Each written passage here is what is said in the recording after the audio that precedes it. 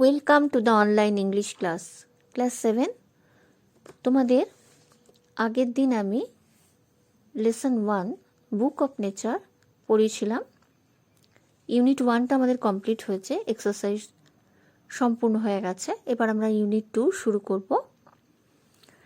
তোমাদের তার আগে একটু বলি যে তোমরা পড়ছিলে বুক অফ নেচার, প্রকৃতির বই। প্রকৃতি সম্পর্কে জানতে হলে যে বই দরকার হয় সেটার কথা এখানে জওহরলাল নেহেরু আমাদের বলেছেন, খুব সুন্দর করে বর্ণনা করেছেন তিনি।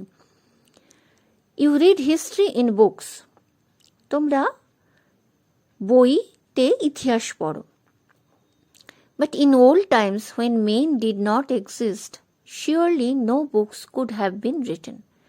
কিন্তু এমন একটা সময় ছিল যখন মানুষের অস্তিত্ব ছিল না এবং তখন নিশ্চয়ই কোনো বই লেখা হয়নি। How then can we find out what happen then? তাহলে আমরা কি করে জানতে পারবো সেই সময় কি হয়েছে? We can not merely sit down and imagine everything. আমরা কিন্তু শুধু বসে বসে কল্পনা করতে পারি না। This would be very interesting for we could imagine anything we wanted to and would thus make up the most beautiful fairy tales. আমরা যদি বসে বসে এরকম কল্পনা করি যে সেই সময় জগৎটা কেমন ছিল, এবং তাহলে যেটা তৈরি হবে সেটা হচ্ছে একটা রূপকথার গল্প। But this need not be true, as it would not be based on any facts that we had seen. কিন্তু রূপকথার গল্প তো রূপকথার গল্পই, সেটা তো বাস্তব নয়। সুতরাং এটা সত্যি হওয়ার কোনো প্রয়োজন হয় না, অর্থাৎ এটা সত্য নয়, কারণ এটার কোনো বেস, কোনো ভিত্তি নেই। But although we have no books written in those far-off days, fortunately we have some things which tell us a great deal as well almost as a book would. কিন্তু সেই সময় কোনো আজকালকার মতন বাঁধানো বই ছিল না, এটা ঠিক কথা। কিন্তু খুব সৌভাগ্যবশত আমরা কিছু জিনিস সেই সময়কার পেয়ে গেছি যেগুলো আমাদের ওই সময় সম্পর্কে জানিয়ে দেবে, অর্থাৎ সেগুলোই হচ্ছে ওই সময়কার পৃথিবীটাকে জানার জন্য প্রয়োজনীয় বই। We have rocks and mountains and seas and stars and rivers and deserts and fossils of old animals. আমরা পাথরের টুকরো পাচ্ছি, আমরা পাহাড় পাচ্ছি, আমরা সমুদ্র, তারা, নদী, মরুভূমি এবং জীবাশ্ম প্রাচীন যে সমস্ত পশুদের পেয়ে থাকি, সেগুলো কিন্তু আমাদেরকে জানতে সাহায্য করে ওই সময় সম্পর্কে। সুতরাং এগুলোকেই আমরা বলতে পারি book of nature. This and other like things are our books for the earth's early story.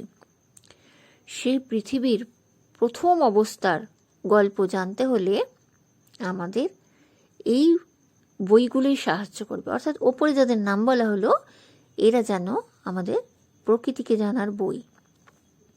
And the real way to understand this story is not merely to read about it in other people's books, but to go to the great book of nature itself.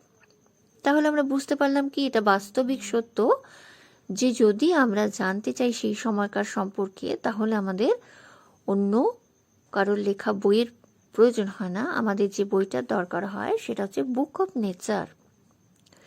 You will, I hope, soon begin to learn how to read this story from the rocks and mountains. Imagine how fascinating it is. আমার মনে হয় তুমি খুব শিগগিরই শুরু করবে সেই সম্পর্কে জানতে। কোত্থেকে জানতে পারবো আমরা? রকস অ্যান্ড মাউন্টেন্স, অর্থাৎ আমরা যদি পাথর, পাহাড় এগুলোর সঙ্গে আমরা পরিচিত হই তাহলে আমরা ঠিকই জানতে পারবো সেই সম্পর্কে, এবং তখন তুমি দেখবে এটা কতখানি আকর্ষণীয়। Every little stone that you see lying in the road or on the mountain side may be a little page in nature's book and may be able to tell you something if you only knew how to read it. প্রত্যেকটা ছোট ছোট যে পাথরের টুকরো তুমি দেখতে পাচ্ছ lying in the road, রাস্তায় পড়ে রয়েছে অথবা কোনো পর্বতের পাশে পড়ে রয়েছে, সেগুলো কিন্তু এক একটা ছোট্ট ছোট্ট পাতা। কিসের পাতা? না, নেচার্স বুক, প্রকৃতির বইয়ের ছোট্ট ছোট্ট এক একটা পাতা।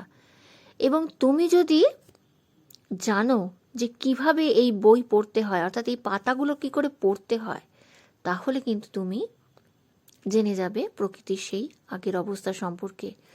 Two able to read any language, Hindi or Urdu or English, you have to learn its alphabet. যে কোনো ভাষা শিখতে গেলে প্রথমে তার বর্ণমালাটা আমাদের জানতে হয়। সেটা হিন্দি হোক, উর্দু হোক বা ইংরেজি হোক, যাই হোক না কেন, তার বর্ণমালা আমাদের দরকার হয় পড়ার জন্য। So also you must learn the alphabet of nature before you can read the story in her books of stone and rock.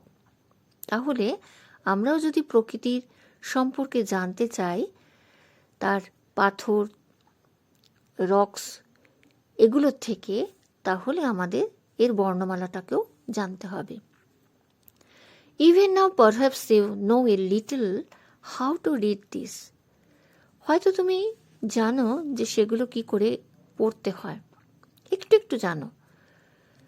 If you see a little round shiny pebbles, does it not tell you something? Pebble মানে নুড়ি পাথর। যখন তুমি একটা বেশ গোল চকচকে একটা নুড়ি পাথর পাও, তখন সেই ওই গোল চকচকে মসৃণ নুড়ি পাথরটা তোমাকে কি কিছু বলতে চায় না? How did it get round and smooth and shiny without any corners or rough edges? কি করে এই নুড়ি পাথরটা এত মসৃণ, গোল, চকচকে হলো, যার কোনো রকম ধারালো প্রান্তভাগ নেই? এত সুন্দর সেটা কি করে হয়ে গেল এরকম? If you break a big rock into small bits, each bit is rough and has corner and rough edges. যদি আমরা একটা বড় পাথরের টুকরোকে ভাঙি ছোট ছোট টুকরোতে, আমরা দেখব কি ওই পাথরগুলো যেটাকে ভাঙা হলো, তার যে টুকরোগুলো পাওয়া গেল, ওগুলো কিন্তু মসৃণ নয় এবং তার এবড়ো খেবড়ো কোণযুক্ত সেটা। It is not at all like a round smooth pebbles. ওটার সাথে কিন্তু ওই চকচকে গোল মসৃণ যে নুড়ি পাথরটা, তার কোনো মিল নেই। How then did the pebble become so round and smooth and shiny? তাহলে প্রশ্ন হলো, ওই যে পেবেলসটা, ওই যে মসৃণ নুড়ি পাথরটা, সেটা কি করে এরকম মসৃণ হতে পারলো? কারণ ও তো ওইরকম একটা বড় পাথরেরই একটা টুকরো। It will tell you its story if you have good eyes to see and ears to hear it. এও কিন্তু তোমাকে সুন্দর একটা গল্প জানিয়ে দেবে যদি তোমার সেই গল্প শোনার চোখ এবং কান থাকে, অর্থাৎ তোমার মানসিকতা যদি থাকে, তুমি যদি অন্তর দিয়ে সেটাকে জানার চেষ্টা করো। It tells you that once upon a time, it may be long ago, it was a bit of a rock. এটা তোমাকে বলবে যে কোনো একটা সময়, অনেক অনেক দিন আগে, এ কিন্তু একটা বড় পাথরেরই একটা টুকরো ছিল। Just like the bit you may break from a big rock or stone with plenty of edges and corners. ঠিক কিরকম সে টুকরোটা ছিল? এইমাত্র তুমি যদি একটা বড় পাথরকে ভাঙো, তাহলে তার যে টুকরোগুলো তুমি পাবে, যার অনেকগুলো ধার রয়েছে, অনেকগুলো এবড়ো খেবড়ো কোণ সে রয়েছে, মসৃণ নয় সেটা। Probably it rested on some mountain side. তাহলে ওই যে বড় পাথর থেকে যে টুকরোটা আলাদা হয়েছিল, সেটা সম্ভবত কোনো পর্বতের ধারে পড়েছিল।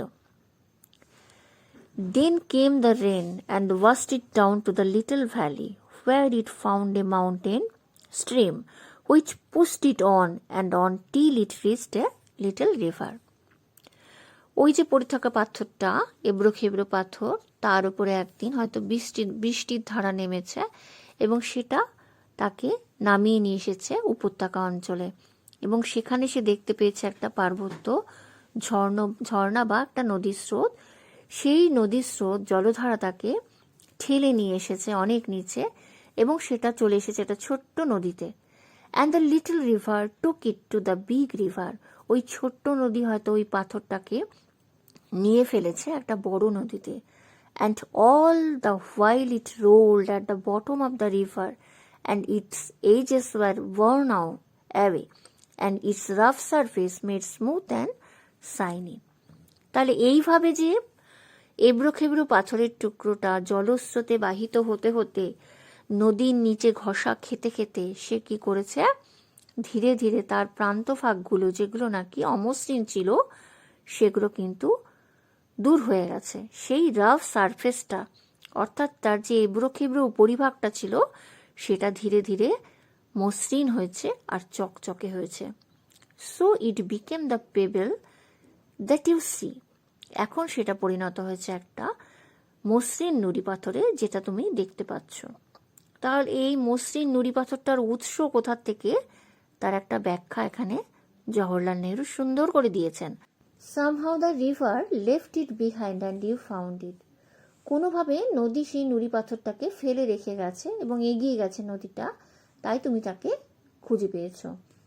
If the river had carried it on, it would have become smaller and smaller till at last it became a grain of sand and joined its brother sand at the seaside to make a beautiful beach where little children can play and make castles out of the sand.